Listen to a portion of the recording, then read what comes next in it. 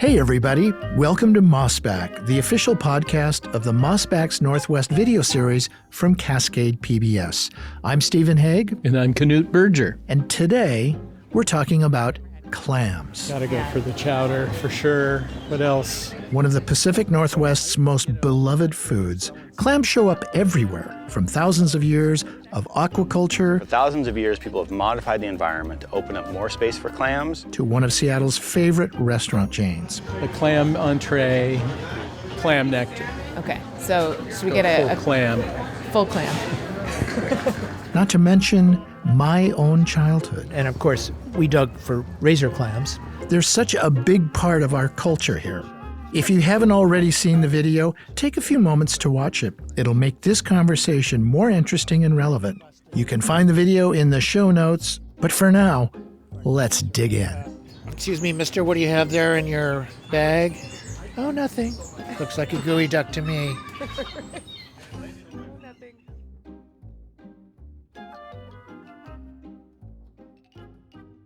Knute, there's an old 8mm film of my own family out digging for razor clams on the Washington coast many, many years ago.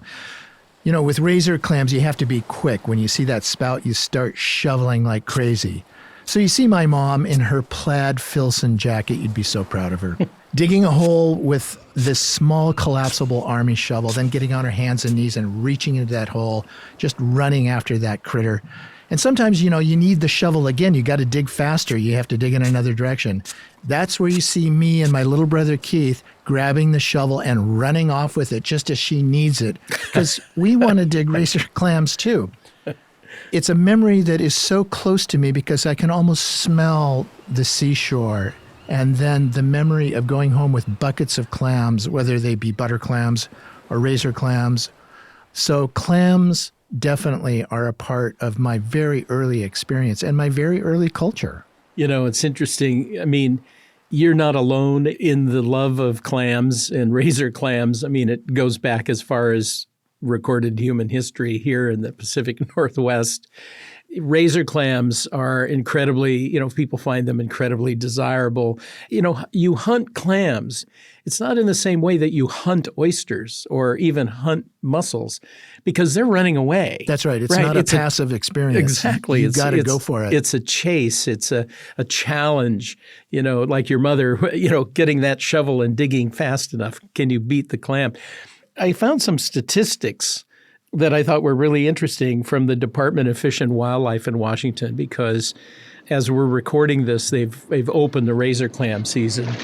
Ooh, good size one. So in 2021 and 22, 8.4 million razor clams were dug up on Washington coast beaches.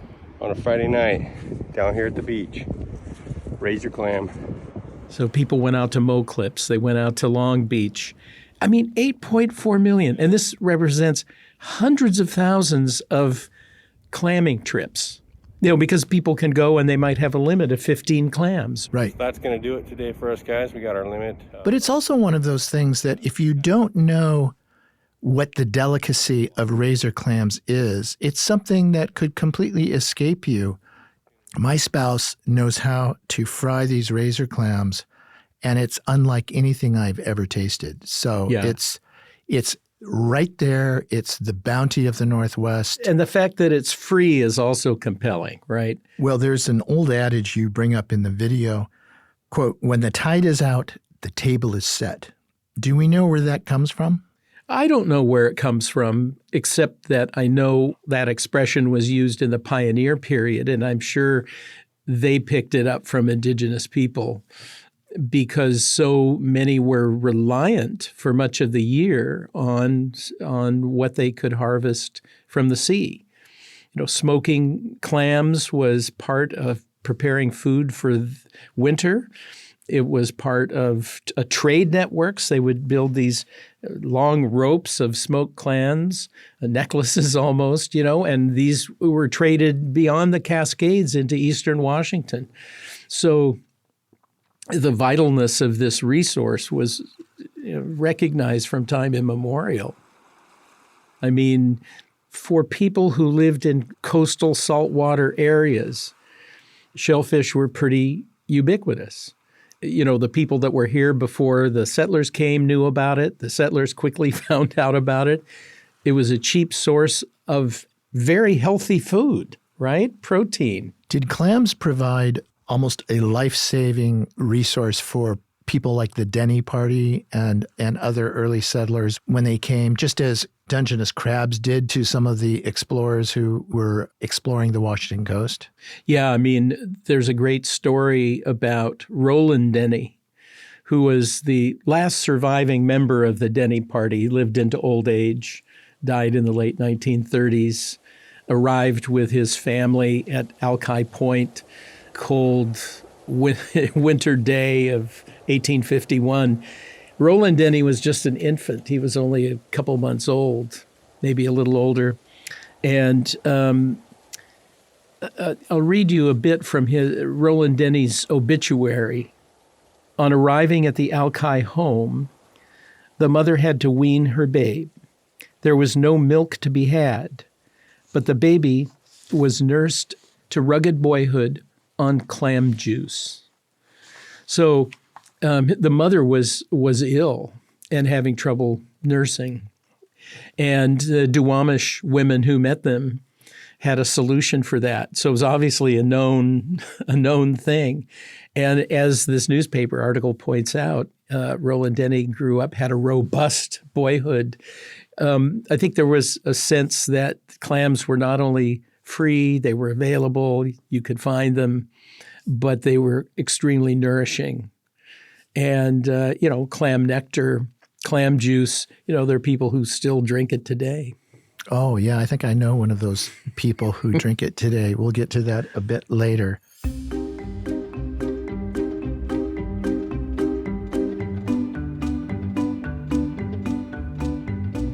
Well, I'm curious, what interested you about this subject anyway as a part of the video series? Well, one thing was that every time we've done an episode about food, people like that, recipes or, so we did crab louis. Who invented the Northwest seafood salad everyone loves?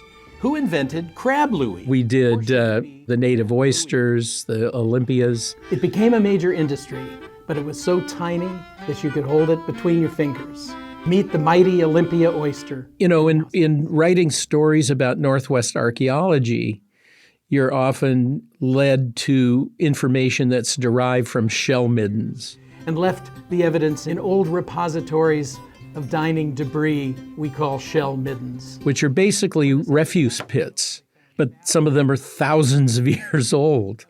And so you can see over time what a population was eating and throwing away and other things. And of course, these middens have become buried. They become part of the shoreline.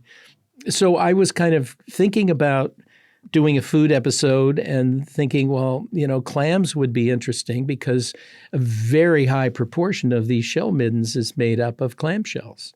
And then we've also heard recently about kind of a revival of indigenous clam gardens. At Swinomish, we've started the first modern clam garden. So it just seemed like a subject that had a nice relevance to now. Right. The Swinomish have begun rebuilding a clam garden on Kickett Island out in Skagit Bay. It's basically like a terrace of rocks that is built at the intertidal zone, which is the optimal habitat for the clams to grow. To preserve and continue the aquaculture of clams. Also, First Nations people up in British Columbia are doing the same thing. Some of them have been doing it for years. And one of the things I kind of went to in reading about this was reading about some middens on Haida Gwaii. It's in northern British Columbia, islands off the coast. And I was reading about some of the remains they found in these places that were inhabited up to 14,000 years ago. So you're talking about habitation in the early part of the melting period. And they were finding lots of shellfish, clams, and others.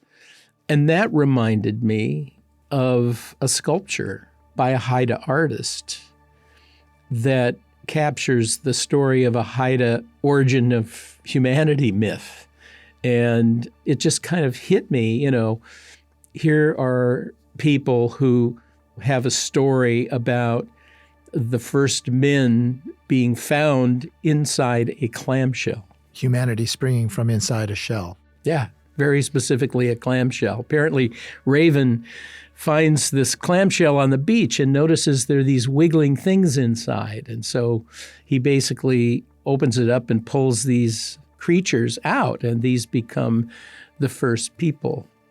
And there's this amazing sculpture by Bill Reed, and it's at the University of British Columbia's anthropology building, and it's this gorgeous, huge sculpture that shows the clamshell with these wriggling beings in it and this giant raven perched on top. It's a very famous piece of artwork, particularly in Canada.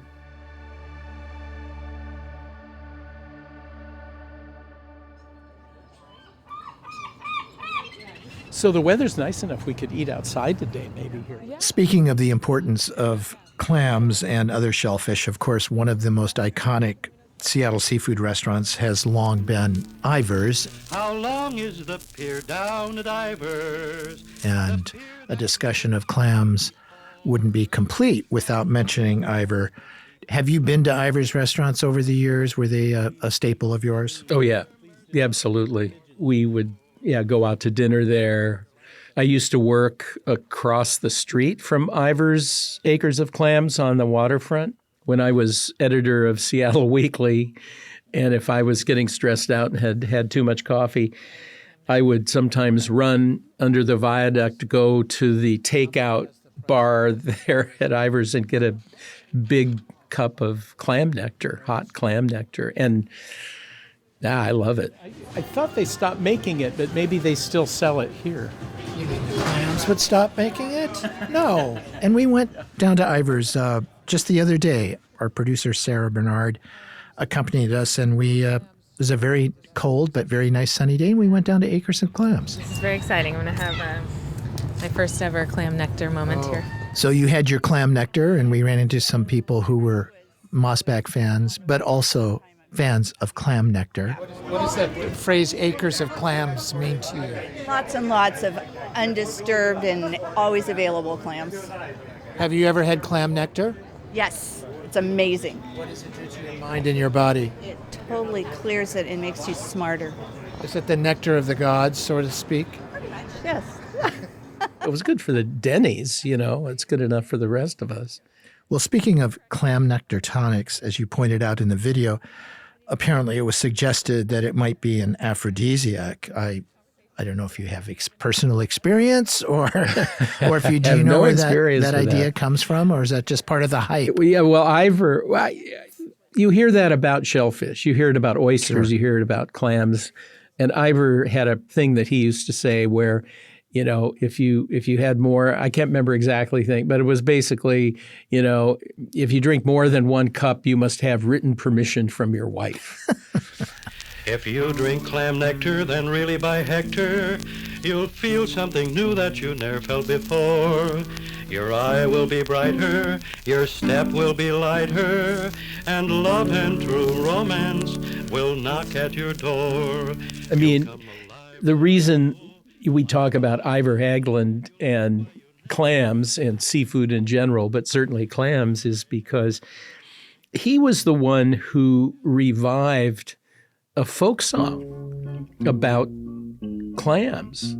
I've traveled all over this country, and I'll say that if man ever found a place to be peaceful and quiet, that spot is on Puget Sound. That was written in the 1870s. And Ivar was a folk singer in addition to being a restaurant entrepreneur. And that's where the term Acres of Clams comes from, this song, which is basically it's a song that basically says, if you come to the Northwest, if you come to Puget Sound country and you're no good at anything, it's okay, relax, because there are acres of clams here that you can harvest and eat, and you'll be okay.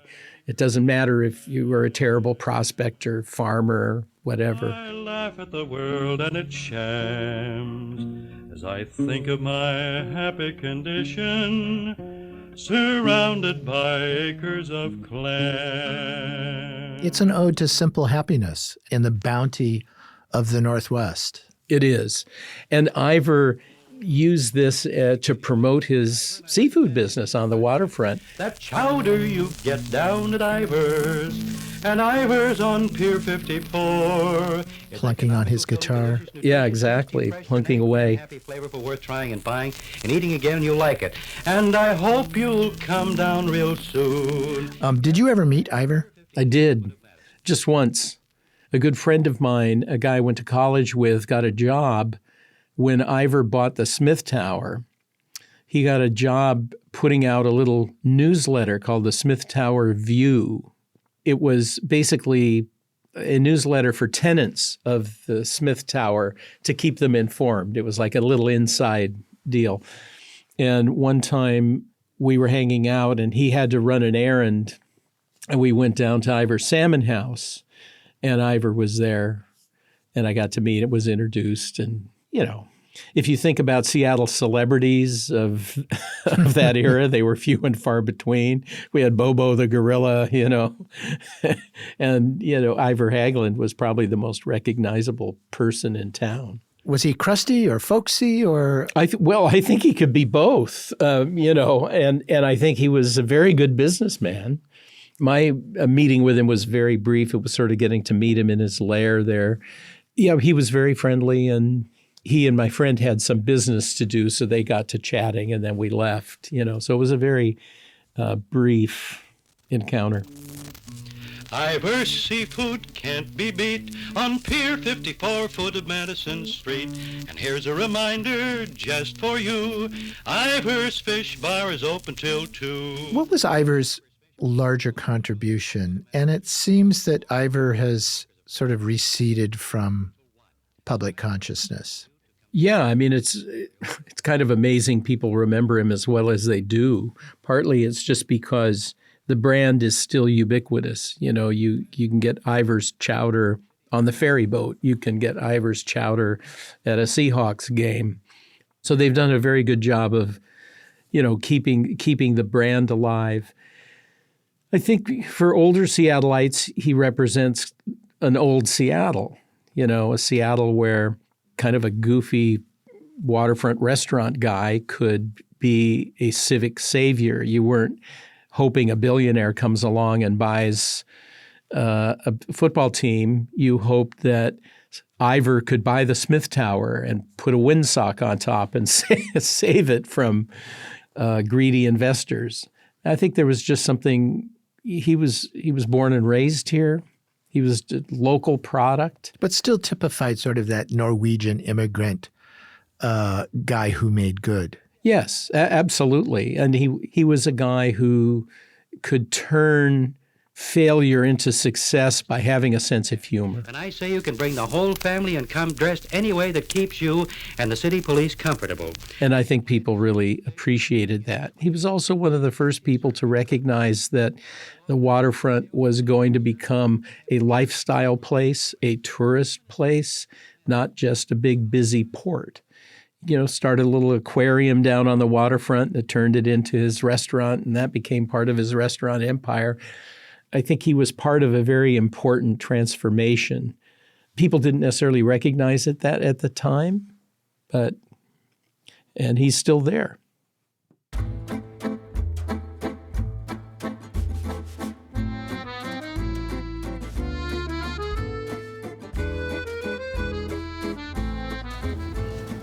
You okay?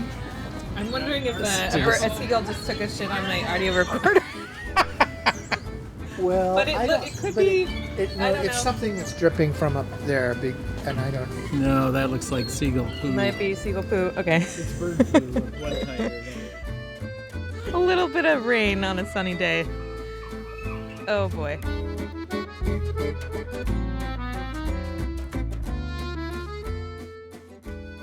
Well, one of the most interesting clams, of course, in the Northwest is the geoduck. Have you ever been geoduck hunting? Was your family were they geoduck aficionados? No. I mean, unlike your family, we ate clams occasionally, and I personally have been clamming once or twice, but it was never a family ritual. But everybody knows geoducks just because of the drama of their look. This thing is a beast, but it's weird looking. It resembles a certain male part that shall not be named, because once you see it, you're gonna know. It's called the geoduck clam.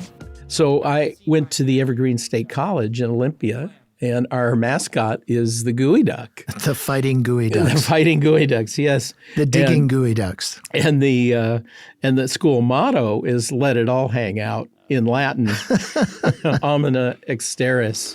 And the motto and the geoduck seem to fit each other quite well, because this is an animal that most clams, as most of you are aware, can pull it all back in the shell, and they just sit there in a compact little bundle. But the geoduck's just overdone himself, and he can't get it all back in. He's got to let it hang out. There's no way. It's just there. The school was founded in the late 60s, early 70s, so it was kind of a joke on school mascots, etc. But it was also a critter that was plentiful in South Puget Sound. And when I was in college, I worked at a tavern, and after work, there were geoduck divers who would come in. Geoduck fishermen were some regulars at the bar, and they were tough dudes. You know, geoducks are very large clams. They have this, and I think there's a Chinese term for geoducks that reflects this. It looks like a giant elephant's trunk. And of course, this is the neck and siphon of the geoduck. People look at it, it's very phallic. They think it's a sex organ, but it's not. You know, they tend to burrow very deep and in deeper waters. So they were often only accessible to people for gathering when the tide was way, way out, you know, those low summer tides. The commercial guys were scuba diving, basically, or, you know, diving with oxygen. Well, in my family, as far as I remember, we didn't eat geoducks. They were nothing that we were interested in. And of course, and now they're very precious. Of all the shellfish that sell on the black market, one clam is above the rest, the geoduck. There was a geoduck theft that the federal Fish and Wildlife investigators were onto. These officers are breaking up a black market of illegally harvested shellfish. People stealing them off of public underwater ground. Right. Yeah. But a very organized thing, because they're so valuable, especially in Asia. And they can get really big, and they can get really old. You know, they can live for 100 years or more. And so there's such a thing as old growth geoducks. I came across, this was a surprising thing I came across, which was just that there were two camps about how geoduck was spelled. And they were duking it out, and then it was almost like the Tahoma Rainier mountain controversy. It was, do you spell geoduck Goeduck or Geoduck? You know, people have spelled it like Gooey duck to get the pronunciation. Apparently, some people in some dictionaries said it was to be pronounced geoduck, as if spelled with a J-E-O, geoduck. And it comes from a Lushootseed word. It's often attributed to the Nisqually, and it's spelled G-W-E-D-U-C, so geoduck. And apparently, you know, that meant dig deep, although people have debated about where the name came from and all that. And it seems like the Seattle Times had an editorial in the 1920s saying, look, it's Goeduck, period, you know, final. But it's the geoduck spelling that has caught on and continues to trip people up who don't know much about it to mispronounce it. That's fascinating.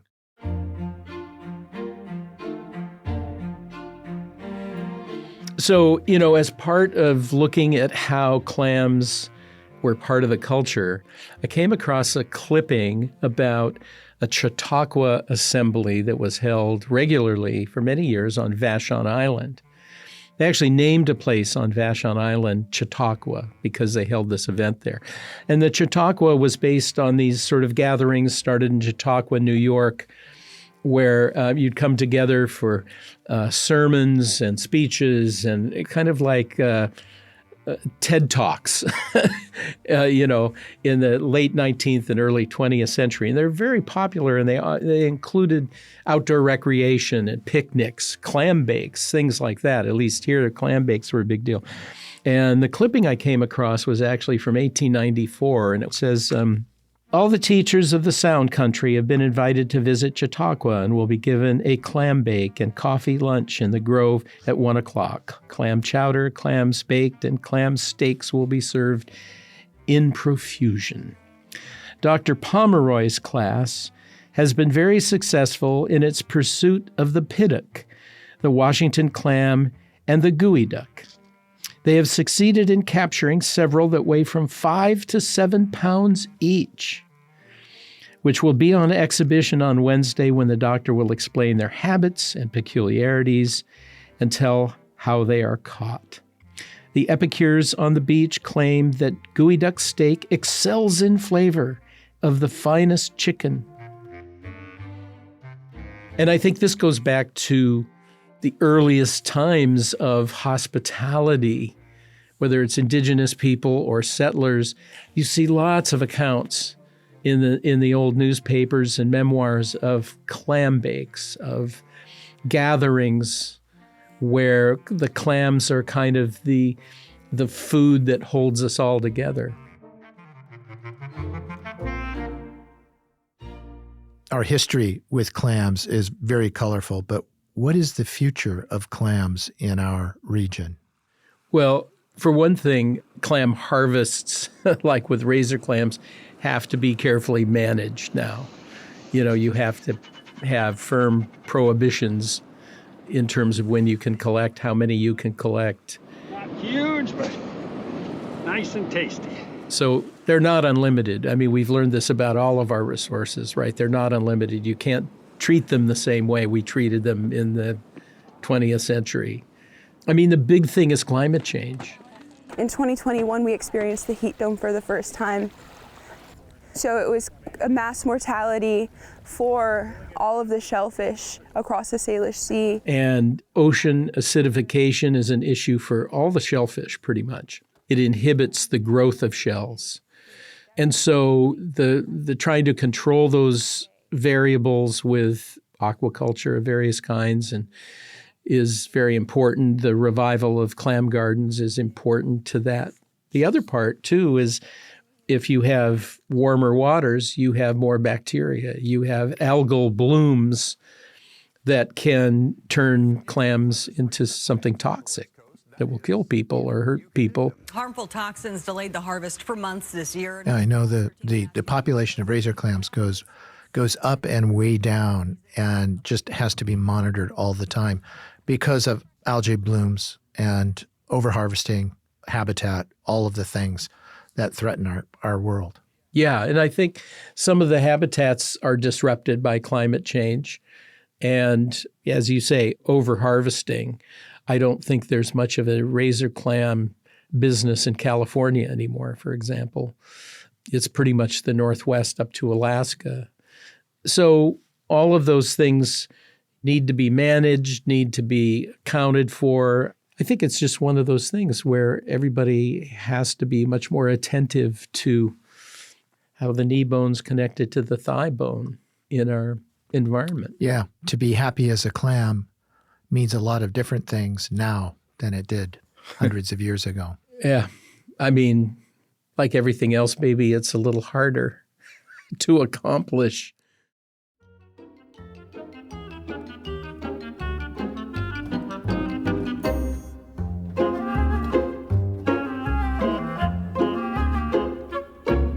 Thanks for listening to Mossback. If you'd like to see all the episodes from this season of Mossback's Northwest, you can find them at cascadepbs.org. The video series is now in its 9th season. A new episode airs on Cascade PBS every Thursday night through May. This episode of Mossback was produced by Sarah Bernard. Our story editor and executive producer is Sarah Menzies. You can subscribe to the Mossback podcast wherever you listen, and whatever platform you're listening on, please review us. We'd love to know what you think of the show. And check out the show notes if you want to get in touch. Also, if you'd like to support the work we do, whether it's our lineup of podcasts, the video docuseries we stream every week, or the in-depth reporting we deliver every day, go to cascadepbs.org. In addition to supporting our journalism, members receive complete access to the on-demand programming of Cascade PBS. And being a member means you can sign up for an exclusive weekly Mossback Den newsletter from Knute Berger, where he offers greater insight into his latest historical discoveries. Mossback is a product of Cascade PBS. I'm Stephen Hegg. We'll be back soon with another episode.